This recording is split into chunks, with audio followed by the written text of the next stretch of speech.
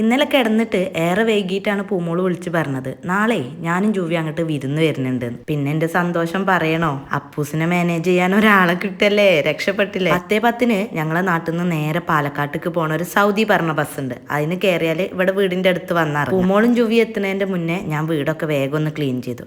എന്റെ ഹെൽപ്പർ ഇവിടെ കിടക്കുന്നുണ്ട് കേട്ടോ. അപ്പൊ വീട്ടിൽ നിന്ന് ഉപ്പ കുറച്ച് സാധനം ഗുഡ്സിൽ കൊടുത്തയക്കുണ്ടായിരുന്നു. അപ്പൊ ജുവിനെ പൂമോൾ ആ ഗുഡ്സിൽ കയറ്റി വിട്ടിട്ട് കുറച്ച് കഴിഞ്ഞിട്ടാണ് പൂമോൾ എത്തിയത്. ബസ്സിലെ ജുവിനെയും കൊണ്ട് പോരുന്ന ബുദ്ധിമുട്ടുകൊണ്ടാണ് അങ്ങനെ ചെയ്തത്. അവൾ വന്നിട്ടാണ് ഞാൻ പിന്നെ അകൊക്കെ ക്ലീൻ ചെയ്തത് കേട്ടോ, തുടച്ചതൊക്കെ. അപ്പൂസിന് ആ സമയത്ത് കഞ്ഞിയൊക്കെ കൊടുത്ത് അവർ ചിക്കനൊക്കെ വാങ്ങാൻ പോയിട്ടുണ്ടായിരുന്നു, ജുവി അപ്പൂസൊക്കെ കേട്ടോ. അപ്പൂസ് ഉറങ്ങിയിട്ട് ഞാൻ എന്ത് ചെയ്തു, ചിക്കൻ എന്ത് ചെയ്യണം എന്ന് ഇങ്ങനെ ആലോചിച്ചെന്ന് പെട്ടെന്ന് ടപ്പേ എന്ന് പറഞ്ഞിട്ട് അതൊരു ബിരിയാണി ആക്കി. ഉള്ള സാധനങ്ങൾ വെച്ചിട്ട് വെച്ച ബിരിയാണിയാണ്. പക്ഷെ സാധനം ഞാൻ വെച്ചോണ്ട് പറയല്ല, അടിപൊളിയായിരുന്നു കേട്ടോ. ഫുഡൊക്കെ കഴിച്ച് ഞങ്ങളൊന്ന് മയങ്ങി. ഈവനിങ്ങിൽ പുഴയിൽ പോവാമെന്ന് പറഞ്ഞിരുന്നു. അപ്പോൾ ഞാൻ വേഗം കുളിച്ച് റെഡിയായി നിന്നു. പക്ഷെ പൂമോളും ജുവി നല്ല ഉറക്കായിട്ട് 5:30 കഴിഞ്ഞിട്ട് എണീറ്റത്. കുറേ സമയം ഞങ്ങളെ കായില്ലാത്ത പോലെ ഇറച്ചിക്ക് നിൽക്കണ അതിലെ ചുറ്റിയും പറ്റി നിന്നു. ഒരെണീക്കണ ലക്ഷണമല്ല. അപ്പോൾ പിന്നെ എന്തായാലും ഇന്ന് പോക്ക് നടക്കൂല എന്ന് മനസ്സിലായി. സൂര്യൻ അസ്തമിക്കാനായപ്പോൾ പിന്നെ വീടിൻ്റെ ബാക്കിലുള്ള ആ ഒരു തൊടുവൊക്കെ ഇറങ്ങിട്ടോ. അപ്പൂസിൻ്റെ ഓടുന്നൊരു ഗ്രൗണ്ട് എന്ന് വേണമെങ്കിൽ പറയാം.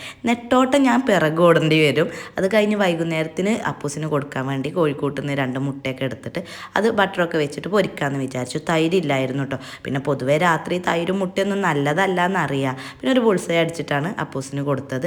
അതൊക്കെ കഴിഞ്ഞതാ ഞങ്ങൾക്ക് കഴിക്കാൻ വേണ്ടി ഉച്ചക്കത്തെ ബിരിയാണി തന്നെ കേട്ടോ. അത് മതി എന്ന് വിചാരിച്ച് അതൊക്കെ ഒന്ന് ചൂടാക്കിയിട്ട് ഞാൻ ഇരുന്ന് കഴിച്ചു. പൂമോള് നേരത്തെ കഴിച്ചിട്ടുണ്ടായിരുന്നു കേട്ടോ. അതൊക്കെ കഴിഞ്ഞിട്ടാണ് പിന്നെ രാവിലേക്കുള്ള ദോശക്ക് അരച്ച് വെച്ചത്. അതിനുശേഷം പിന്നെ ക്ലീനിങ് ആയിരുന്നു. സത്യം പറഞ്ഞാൽ എനിക്കിന്ന് കംപ്ലീറ്റ് റെസ്റ്റാണ്.